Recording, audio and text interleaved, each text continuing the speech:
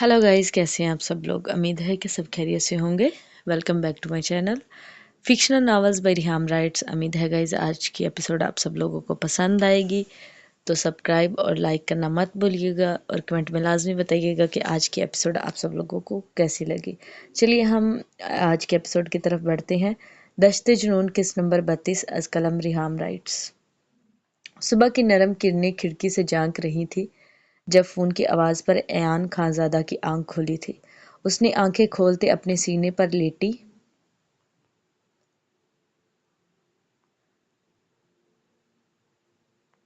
हाले को देखा तो उसकी आंखों की चमक बढ़ गई थी। सारी रात अपनी मोहब्बत को बाहों में भरकर सोने का एहसास ही उसे खुशी से दोबर कर गया था। ऐयान खानज़ादा आंखों में मोहब्बत लिए हाले को देख रहा था जब फोन की बार बार बजती घंटी ने उसे अपनी तरफ मतवज्जा किया तो उसने हाथ बढ़ाकर साइड टेबल से देखा तो अरशमान खानज़ादा की कॉल आ रही थी। इससे पहले कि वो फ़ोन उठाता कॉल बंद हो गई तो वह देखकर हैरान हुआ था कि सुबह सुबह ही उसे अहान खानज़ादा और अरशमान खानज़ादा की 10 कॉल्स आ चुकी थी। तो उसने जल्दी से अरशमान खानज़ादा की चैट ओपन करते देखा तो वहाँ भी ढेरों मैसेजेस थे। ऐयान खानज़ादा ने वॉइस ओपन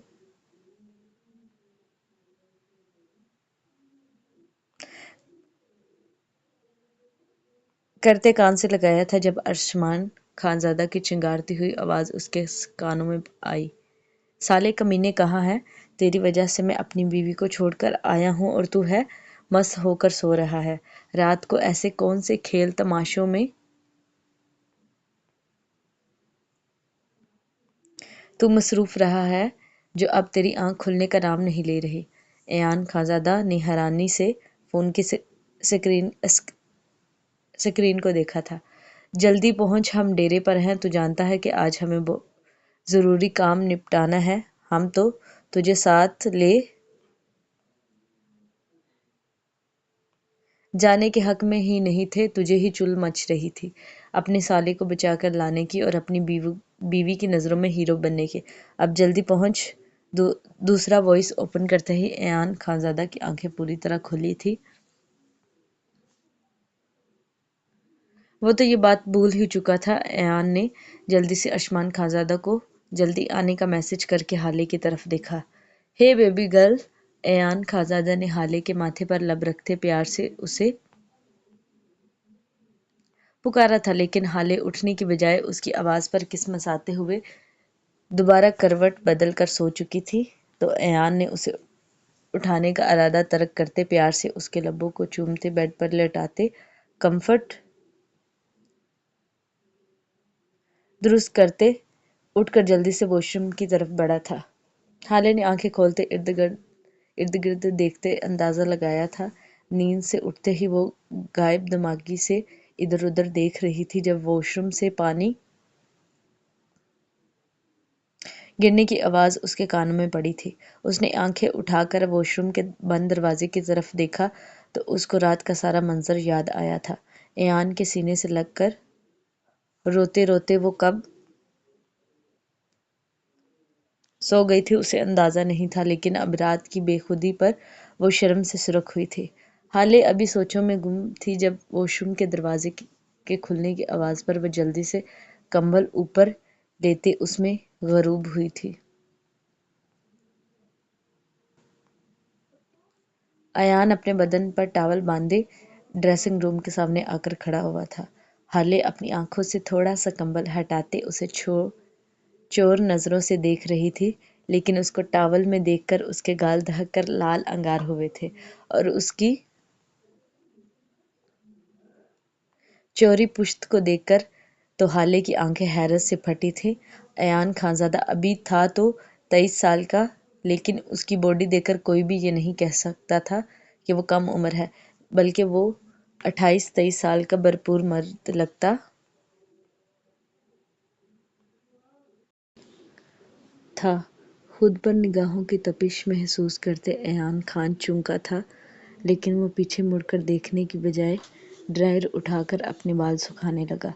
हाले ने उस पे नजरें गाड़े कंबल के अंदर ही हाथों से अपनी कमर और उसकी कमर का मुवाजना करने लगी। अयान जो आईने में उसकी हर हरकत नोट कर रहा था, कंबल के अंदर उसके हाथों की मूवमेंट देखकर हैरान हुआ था। कोई इतना चौड़ा कैसे हो सकता है? यह तो इंसान कम बीस्ट ज्यादा लगता है, लेकिन खूबसूरत बीस्ट है। हाले जो उसको हैरान नजरों से देख रही थी, बेख्याली में ऊंची आवाज में खुद से मुखातिब हुई थी, तो अयान खानजादा के कान उसकी बात पर खड़े हुए थे। अयान ने मुड़कर उसकी तरफ देखा तो हाले ने हड़बड़ाते हुए कंबल सर तक ताना था। अयान खानजादा ने भी मुस्कुराते हुए कदम बेड की तरफ बढ़ाए थे और आहिस्ता से हाथ बढ़ाकर कंबल उसके सर से खींचकर उतारा था, तो हाले ने जोर से अपनी आंखें मीच ली। हे बेब, मैं जान चुका हूँ कि आप उठ चुकी हैं, तो इसलिए अब ये आंखें मीचना बंद करे और मेरी तरफ देखे। अयान ने धीमी आवाज में उसके कान के पास सरगोशी की थी, तो हाले ने और जोर से अपनी आंखें मींची थी।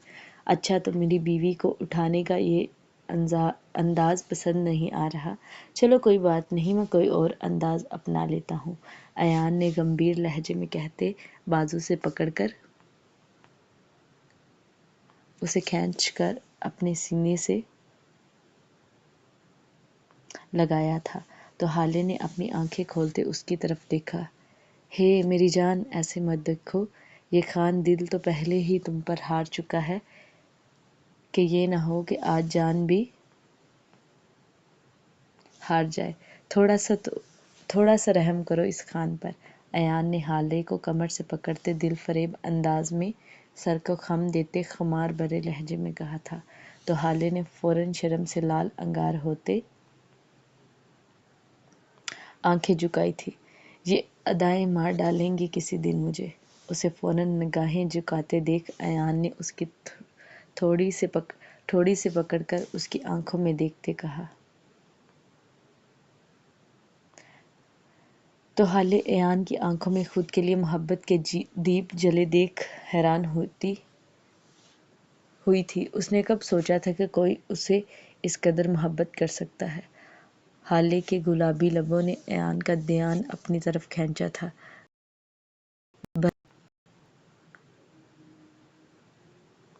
होंठों को देखकर अयान खानजादा के गले में गिल्टी उभर कर मद्दम हुई थी। वह अपने दिल की बात फौरन मानते उसके लबों पर झुका था और नरमी से उसके लबों को सक करता उसका हाथ पकड़कर अपने सीने पर रखता फेरते हुए पेट तक लाया था। उसके नरम हाथ का लमस अयान खानजादा को पागल कर रहा था, जबकि उसकी इस हरकत पर हाले के गाल सेब की तरह लाल हुए थे। उसके लबों पर नरम बोसे करने के बाद अयान खानजादा उसके निकोश को अपने लबों से दीवानावार चूम रहा था। वो उसके निकोश को अपनी दीवानगी से सुलगा रहा था। हाले उसके लबों की पुरतपिश लमस पर झुलसती जा रही थी। वो उसके हाथों को अपनी कमर पर बांधे उसको कमर से जकड़े ऊपर की तरफ करता एक दफा फिर उसके लबों पर झुका था और वहां अपनी शिद्दत डालने लगा। वो शिद्दत से कभी उसके ऊपर वाले लब को दीवानगी के आलम में सक करता और कभी नीचे वाले लब को दांतों से खींचकर चूमता। हाले का बदन हल्के से कपा रहा था। वो पहला मर्द था जो उसके करीब आया था। अयान उसकी आंखों में देखते उसके लबों पर अपनी शिद्दत बढ़ा गया और बेरहमी दिखाते उनको अपने दांतों से कुचलने लगा। हाले का सांस उखड़ने लगा था, लेकिन अयान उसकी सांसों को अपने अंदर उतारता उसके लबों को जख्मी कर रहा था।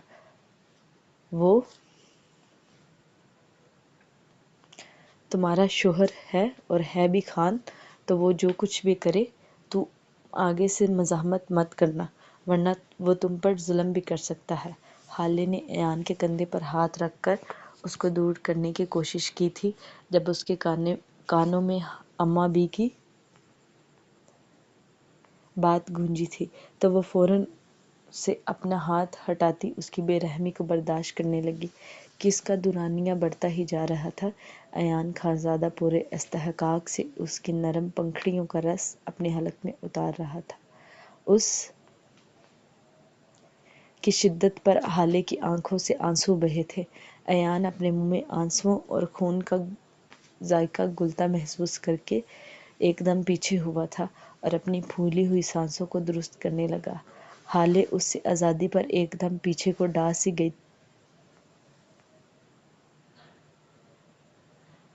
تھی اور کمبل پر لیٹ کر اپنے ہونٹوں پر جلن محسوس کرتی اپنے ہاتھ سے ان کو سہلانے لگی۔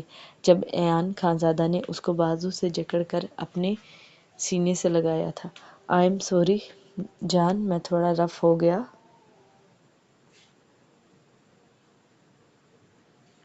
لیکن تم نہیں جانتی کہ میں نے ان خوبصورت لمحوں کے لیے کتنا انتظار کیا ہے۔ لیکن کہنا پڑے گا کہ زندگی کی پہلی کس ہی میں اتنا اچھا کسر ثابت ہوا ہوں۔ ایان نے ہالے کے چہرے کو اپنے ہاتھوں کے پیالے میں لیتے اس کے لبوں پر اپنی زبان پھیرتے اس کی جلن کو کم کرنا چاہا تھا۔ اس کی بے شرم باتوں پر ہالے شرم سے اس کے سینے میں گھسی تھی۔ اس کی زبان کے لمس پر اس کو اپنے بدن میں سنسنی پھیلتی ہوئی محسوس ہوئی تھی۔ "میری جان، ابھی تو میں جا رہا ہوں، لیکن میں رات کو واپس آؤں گا، تب فرصت سے گلے لگنا، ورنہ ابھی کام خراب ہو جائے گا۔" ایان نے اس کے کان میں سرگوشی کرتے اپنے ٹاول کی طرف متوجہ کیا تھا جو اس کے سینے لگنے پر ڈھیلا ہو رہا تھا۔ اس کے اشارے پر ہالے ایک دم اس سے الگ ہوئی تھی اور اپنی آنکھوں پر ہاتھ رکھ گئی تو اس کی اس حرکت پر ایان خانزادہ کا قہقہ کمرے میں گونجا تھا۔ "ویسے اگر تم چاہو تو میں تمہارے سامنے ہی کپڑے چینج کر سکتا ہوں، اتنا تو حق ہوتا ہی ہے بیوی کا۔" ایان نے اس کو شرماتے دیکھ جھک کر بے باک سرگوشی اس کے کان میں کی تھی۔ اس کی بات پر ہالے نے اور شدت سے اپنی آنکھوں پر ہاتھ جمائے تھے۔ "ادھر آؤ، میری بات سنو۔" ایان نے بیڈ پر بیٹھتے ہالے کو اپنی گود میں منتقل کیا تھا تو اس کی مضبوطی کو محسوس کرتے ہالے کا دل حلق میں آیا تھا۔ وہ جلدی سے اس کی گود سے نکلنے کی کوشش کرنے لگی، لیکن ایان نے اس کی کوشش کو ناکام بناتے دوبارہ اس کو اپنی گود میں بٹھاتے اس کی آنکھوں سے ہاتھ ہٹا کر اس کی گہری آنکھوں میں اپنی آنکھیں گاڑ گیا۔ "میری جان، اب تو تمہاری جگہ میری گود میں ہی ہے، تو اس لیے شرمانا چھوڑو۔ بس یہ تمہارے احساس سے ہی جاگ گیا ہے، لیکن ڈرو مت، ابھی کچھ نہیں کر رہا۔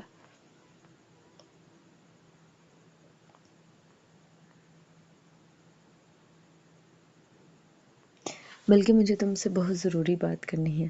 ایان نے ہالے کو پیار سے پکارتے کہا۔ پہلے تو ہالے نے اس کی بے باک بات پر نگاہیں چڑھائی تھیں، لیکن بعد میں سوالیہ نظروں سے اس کی طرف دیکھنے لگی۔ "میں نے اپنی جان سے وعدہ کیا تھا نا کہ میں جلد سے جلد اس کا بائی واپس لے آؤں گا، تو ابھی میں جا رہا ہوں۔ دعا کرنا کہ تمہارا شوہر صحیح سلامت تمہارے بھائی کے ساتھ واپس آ جائے۔" ایان نے ہالے کے معصوم چہرے کو اپنے ہاتھوں میں بڑھتے پیار سے کہا تھا۔ تو بے ساکھ ہالے کی آنکھوں سے آنسو بہنے لگے۔ "رونے کے دن چلے گئے میری جان، اب تو ہر دن تمہارے لیے ایک نئی خوشی لے کر آئے گا، یہ وعدہ ہے میرا تم سے۔" ایان نے اس کے آنسو صاف کرتے پرعزم لہجے میں اس کو یقین دلایا تھا۔ "اگر اور سونا چاہتی ہو تو سو جاؤ، میں شام تک واپس آ جاؤں گا، اور میں اماں بی کو بھی اوپر تمہارے پاس بھیجتا ہوں، ناشتہ تم اوپر ہی کر لینا اور اپنا بہت سا خیال رکھنا۔" ایان ہالے کو بیڈ پر بٹھاتے کمبل کو اس کی ٹانگوں پر ڈالتے اٹھ کر کھڑا ہوا تھا اور نرمی سے اسے کہتے دوبارہ ڈریسنگ روم کی طرف بڑھ گیا۔ کیونکہ ارشمان خانزادہ کے فون کالز دوبارہ آنا شروع ہو چکے تھے، اس لیے وہ جلدی سے تیار ہوتا باہر کی طرف بڑھا تھا جب اچانک دروازے تک پہنچتا واپس ہالے تک آیا اور اس کے ماتھے پر زور سے اپنے لب رکھتے واپس مڑا تھا۔ جب ہالے کی آواز اس کے کانوں میں پڑی فی ایمان اللہ۔ اس کی دعا پر ایان خانزادہ کے لب مسکراہٹ میں ڈلے تھے۔ سوات کی پہاڑیوں میں چھپے رحیم خان کے ڈیرے کے پیچھے اشمان خانزادہ کی گاڑی آ کر رکی تھی۔ روشنیوں سے سجا یہ ڈیرہ خاموش آتش فشاں کی مانند لگ رہا تھا۔ اشمان کے اثر و رسوخ سے پتہ چلا تھا کہ رحیم خان کا بیٹا بہادر خان اس وقت ڈیرے پر موجود ہے۔ اشمان، احان اور ایان تینوں خاموشی سے رحیم خان کے علاقہ میں داخل ہو چکے تھے۔ وہ جانتے تھے کہ ان کا مقابلہ آسان نہیں، لیکن ان کے دل میں جلتی چنگاری اب شعلہ بن چکی تھی۔ وہ تینوں بھائی ان کے ڈیرے پر موجود تھے۔ ان کا مقصد صرف ایان کے سالے کو بچانا ہی نہیں بلکہ اقرار شاہ کے قتل کا جرم بھی اس سے قبول کروانا تھا۔ رحیم خان ایک سرد دل اور بے رحم انسان تھا، لیکن وہ جانتا تھا کہ جب یہ بات خانوں تک پہنچی تو یقیناً وہ اس کی تباہی بن سکتے تھے۔ اشمان نے خاموشی سے ڈیرے کے پہرے دار کو قابو میں کیا تھا۔ احان نے پچھلے دروازے سے داخل ہوتے وہاں پر کھڑے گارڈز کو ایک ایک کر کے بے ہوش کرتے راستہ بنایا تھا۔ ایان بھی احان کے ساتھ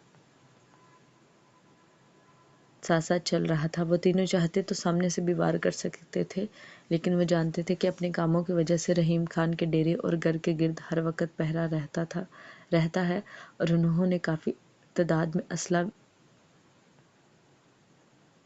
بھی چھپا کر رکھا ہوتا ہے، اس لیے ان کے لیے سب سے زیادہ ضروری تھا کہ پہلے راستہ صاف کرے۔ بہادر خان ڈیرے پر بنی بیٹھک میں پلنگ پر بیٹھے سگریٹ پھونک رہا تھا جب تینوں خانزادے اس کے سامنے جا کر کھڑے ہوئے تھے۔ تینوں کی آنکھوں میں خون جھلک رہا تھا۔ تم یہاں کیسے داخل ہوا؟ تمہارا ہمت کیسے ہوا میرے علاقہ میں داخل ہونے کا؟ بہادر خان ان تینوں کو اپنے سامنے دیکھ کر ہڑ بڑھاتے ہوئے اٹھا تھا اور اس کے ساتھ اس کا وفادار بھی کھڑے ہوتے ان پر بندوق تانی تھی۔ اس کے وفادار نے بھی کھڑے ہوتے ان پر بندوق تانی تھی۔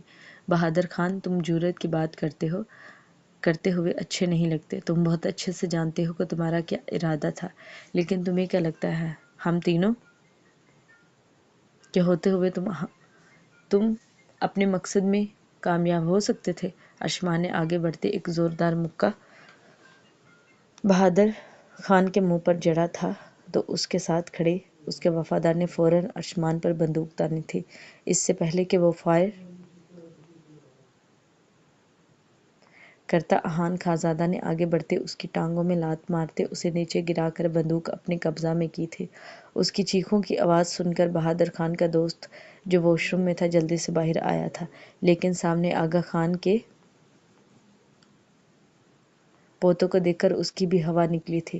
کون سے مقصد کی بات کر رہا ہے؟ تو جانتا ہے نا کہ تو میرے علاقہ میں کھڑا ہے؟ بہادر خان نے اس کے وار پر سنبھلتے ہوئے پوچھا تھا۔ اس